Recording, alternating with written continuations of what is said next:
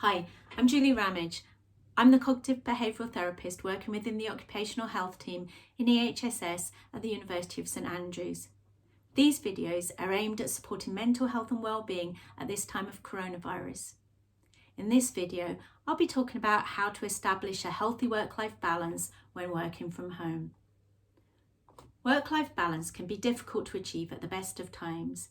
Many of us are working from home at the moment, some for the first time, and many of us more extensively than usual.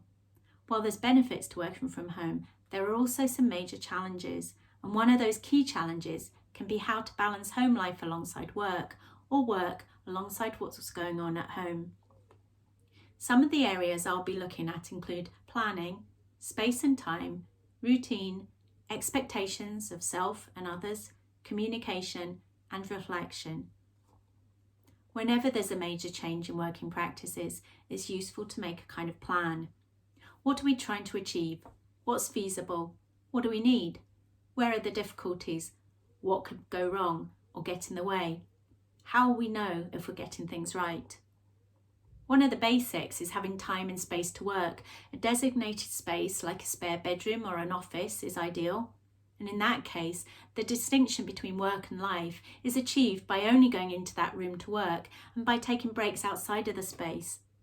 For many though, a corner of the kitchen table, a desk in the bedroom, or even working from the sofa is more realistic. And you might find yourself vying for space with other members of the household who are also trying to homework or study from home or homeschool. Whatever the reality, some form of boundaries is really useful. That might be a system of signs to show yourself and others that you're working, so a traffic light system, for example. You might have different levels from strictly do not disturb for meetings through to knock first, proceed with caution, and so on. Also, you might have signs to show that you're taking a break or that you've clocked off for the day. If you're sharing with others, then plan times for when each of you are working. You might establish a shift system or have hot desking or choose core working times when everyone's working, depending what's going to work for you. A routine of some kind is useful.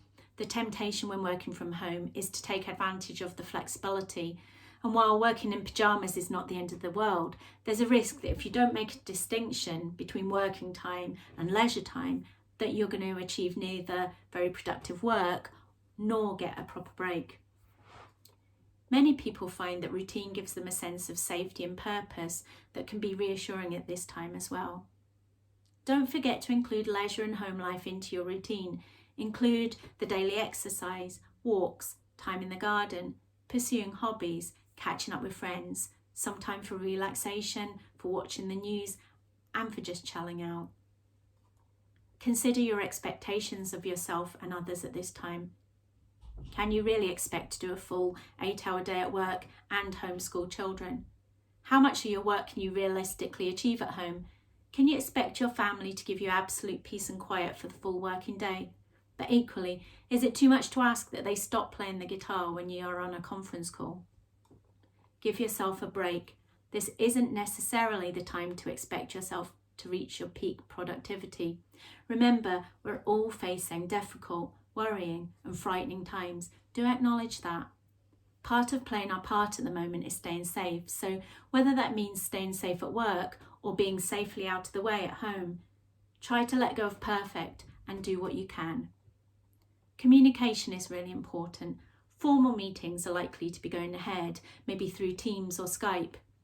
But you might feel more left out of communications than usual, or you might feel that you're missing the informal chat and banter of being in the office or in the workplace.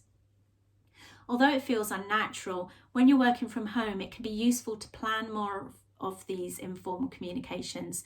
So things like virtual coffee breaks can be good. Send invitations out in advance so you know who's available, and it works well if you keep them quite short but reasonably regular. At the same time, be aware of the temptation of being available 24/7. There's very few things that are so urgent you need to respond immediately, and in normal times you're not constantly available, so resist that pressure to be so now.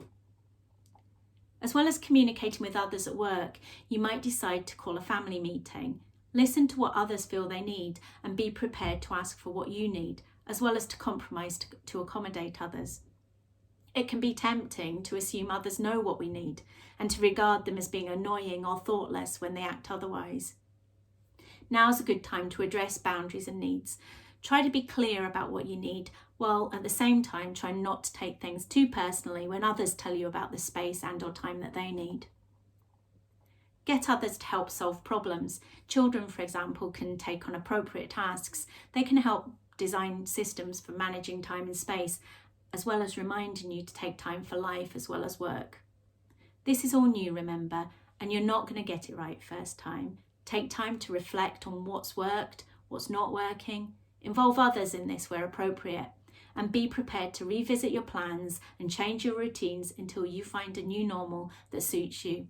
Take care, everyone. Stay safe.